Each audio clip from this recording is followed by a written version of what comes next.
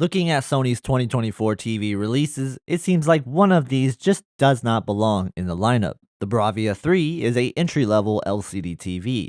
The Bravia 7 is a mid-range LCD TV. The Bravia 9 is a high-end LCD TV. But the TV that really doesn't fit in this lineup is the Bravia 8, which we're going to highlight today, which is actually an OLED TV positioned in this LCD TV lineup.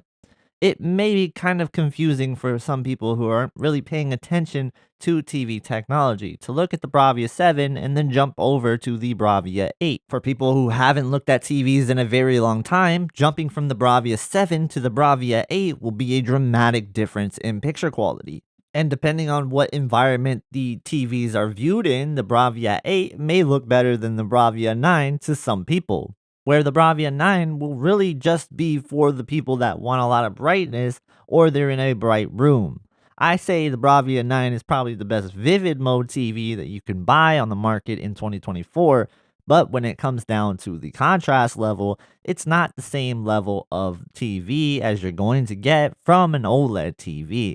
But we'll definitely explore the Bravia 8 versus the Bravia 9 in a separate video when I do a side-by-side comparison of that, so definitely stay tuned to the channel if you don't want to miss that. So while it's clear Sony has a strong offering of LCD TVs, they may not meet the criteria that you're looking for in terms of contrast, especially if you're used to an OLED TV. If you are a fan of Sony and you want a Sony TV and you really want that contrast level, but you don't want to spring for an A95L, the Bravia 8 is definitely where you should be looking. But then I know you guys are going to have this question: how much is it really worth over the Sony Bravia A80L of last year?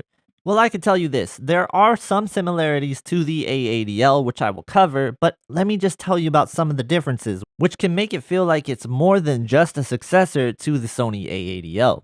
So let me elaborate on those. The Sony Bravia 8 is going to have a full gloss screen for the 55-inch size, which I am reviewing right here.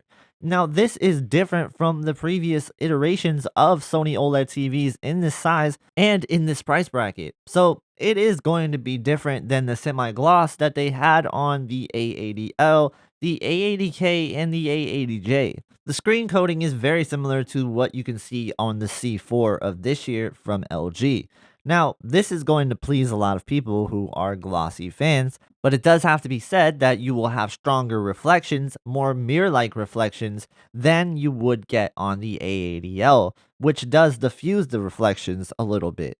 So it really is going to depend on where you put these TVs and if the environment is going to be troublesome for the TV itself. I will say that the A80L does a better job of handling reflections than the Bravia 8. But the A80L does have a downside to that screen coating where you will see a little bit more of a blue tone, especially off angle when it comes down to the A80L. This is not present on the Bravia 8 from what I observed, so this is an improvement for the Bravia 8 overall.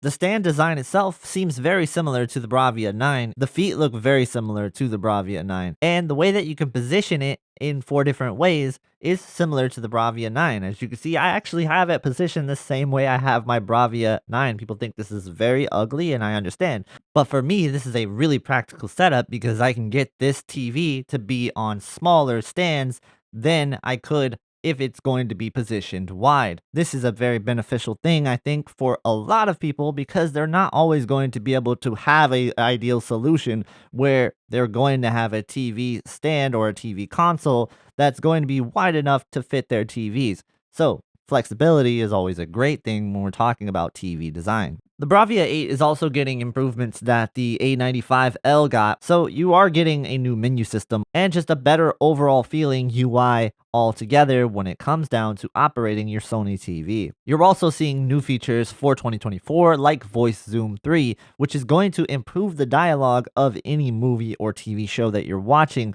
dramatically. I love this feature and I think it is something that I want to see on a lot of different TVs going forward because it is very useful, and I think there is a lot of complaints had with dialogue with TVs. So yeah, this is awesome.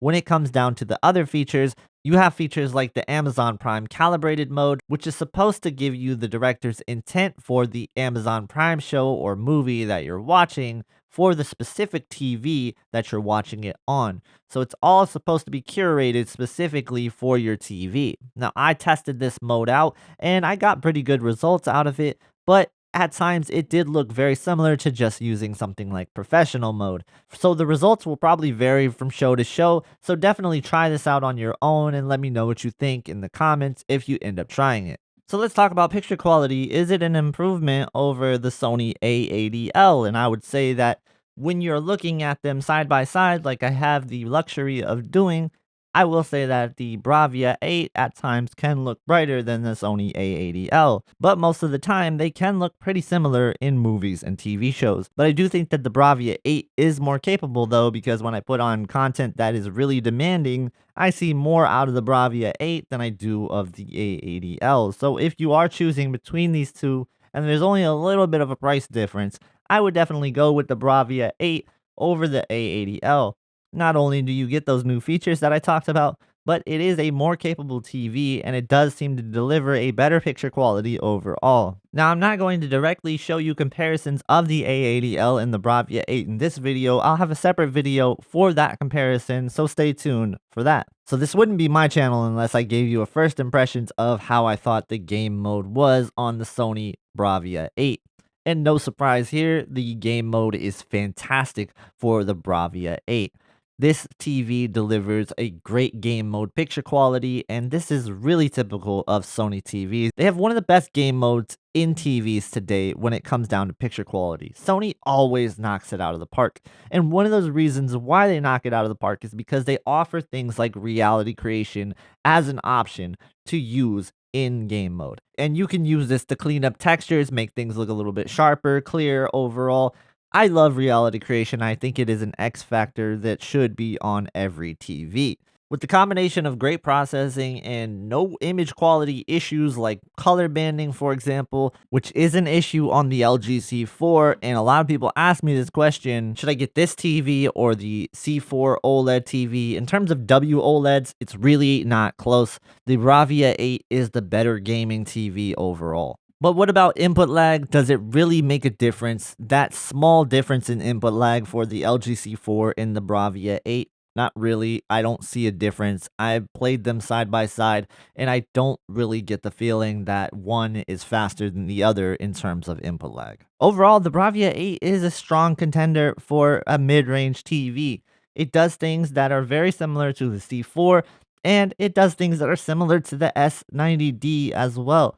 So I do see a lot of the same aspects of picture quality from this Bravia 8 that I do out of those TVs. Of course, the brightness capability and the color capability is not going to be on the same level as the S90D, but the processing isn't going to be on the same level as the Bravia 8 from the S90D. So it is kind of a trade-off there that you have to just think what matters to you the most. And if you're watching in a dark room, how often are you going to run into those cases where the S90D is that much better than the Bravia 8? Yeah, just weigh those pros and their cons when it comes down to that, and always find the best deal at the end of the day when you are searching for the TVs you're looking for, but make sure the TV makes you happy. Anyway, hopefully you guys enjoyed, and if you want to keep watching comparisons of the Bravia 8 versus other TVs, I'll have them right here when they are up. Thank you guys so much for watching, and I hope to see you in the next one.